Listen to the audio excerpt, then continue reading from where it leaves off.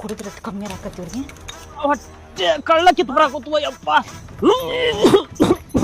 ಇದನ್ನ ತಗೋರಿ ಕುಡಿ.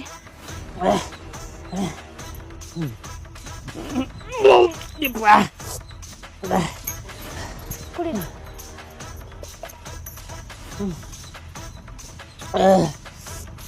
ಯಪ್ಪ ಏನೇನು ಹಾಕಿರ್ತಾರ ಏನು ಹುಟ್ಟುಳೆ ಮಕ್ಕಳು. ಅಯ್ಯಪ್ಪ ಹೊಟ್ಟೆ